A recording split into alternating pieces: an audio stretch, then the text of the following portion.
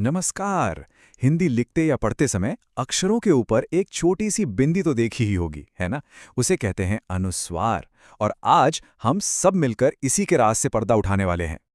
और यही तो सबसे बड़ा सवाल है ना? एक ही बिंदी है पर आवाजें इतनी सारी। कभी न जैसी सुनाई देती है तो कभी म जैसी।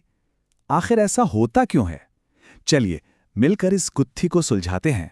जरा इन दो शब्दों पर गौर कीजिए, अंत और पंप। अंत में जो बिंदी है उसकी आवाज है न, लेकिन पंप में अरे यहां तो ये म बन रही। मतलब निशान एक पर आवाजें दो। आखिर ये चक्कर क्या है? तो यहां मिलता है हमारा पहला और सबसे बड़ा सुराग। असली राज बिंदी में है ही नहीं। जी हां, असली खेल तो उस अक्षर का है जो बिंदी के ठीक बाद आता है। बस यही वो चाबी है जो इस पूरे रहस्य का ताला खोलने वाली है। अब नियम को समझने से पहले मिलना होगा हिंदी वर्णमाला के कुछ सुपरस्टार्स से। इनका नाम है पंचमाक्षर। देखिए, हिंदी के व्यंजन 5 परिवारों में बटे हैं, जिन्हें हम वर्ग कहते हैं। और हर परिवार का जो 5वां सदस्य होता है, बस वही कहलाता है पंचमाक्षर। इनकी खासियत है इनकी नासिक की ध्वनि, मतलब इनकी आवाज नाक से निकलती है।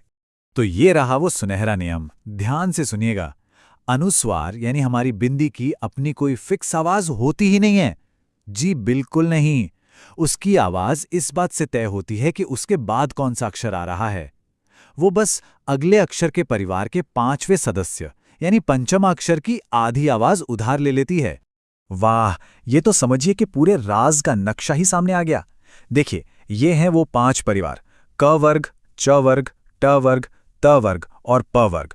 और हर परिवार का अपना एक पंचमाक्षर है। क वर्ग का ङ, च वर्ग का ञ, ट वर्ग का अण, त वर्ग का न और प वर्ग का म। हमारी बिंदी बस इन्हीं 5 आवाजों में से कोई एक रूप ले लेती है। तो भाई बातें तो बहुत हो गईं। अब क्यों ना इस नियम को असल में काम करते हुए देखा जाए। चलिए देखते हैं। पहला केस है शब्द कंचन। अब यहां ध्यान तो बिंदी पर जाता है, लेकिन हमें पता है कि असली सुराग कहां छिपा है। जी हां, उसके ठीक बाद वाले अक्षर में, जो कि है च। तो हमारी जासूसी शुरू होती है। नियम नंबर 1, बिंदी के बाद क्या है? च। अच्छा, अब नियम नंबर 2, च का परिवार कौन सा है? अरे वाह, ये तो च वर्ग का ही है। और आखिर में च वर्ग का 5वां सदस्य कौन है? वो है न्य। तो बस हो गया काम। कंचन में बिंदी की आवाज न्य की आधी ध्वनि है। Case solved. चलिए अगला शब्द देखते हैं, झंडा। यहां बिंदी के ठीक बाद का अक्षर है ड। अब तो शायद अंदाजा लग ही गया होगा कि आगे क्या करना है। तो फिर से वही स्टेप्स दोहराते हैं। बिंदी के बाद आया ड। ड किस परिवार का सदस्य है? ट वर्ग का। और ट वर्ग का पंचमाक्षर क्या है? ण। इसीलिए झंडा में बिंदी की आवाज ण की आधी ध्वनि बन जाती है ना? एकदम आसान। अच्छा, अब याद है वो पहला शब्द जिसने हमें उलझाया था, अंत। चलिए अब उस पर वापस आते हैं। यहां बिंदी के बाद अक्षर है त। और ये देखिए, नियम यहां कैसे एकदम फिट बैठता है। बिंदी के बाद है त। त का परिवार है त वर्ग। और त वर्ग का 5वां सदस्य कौन है? न। इसीलिए अंत में बिंदी की आवाज न जैसी होती है। लीजिए, पहला रहस्य तो सुलझ गया। अब बारी है दूसरे रहस्यमयी शब्द की, पंप। यहां बिंदी के ठीक बाद कौन सा अक्षर है? प। अच्छा, ये वाला तो और भी मजेदार है। पंप में बिंदी के बाद है प। और एक दूसरा शब्द लेते हैं, अंबुज, जहां बिंदी के बाद है ब। अब देखने में तो प और ब अलग अलग अक्षर हैं, लेकिन रुकिए, ये दोनों एक ही परिवार के सदस्य हैं, प वर्ग के। और उस परिवार का पंचमाक्षर कौन है? म।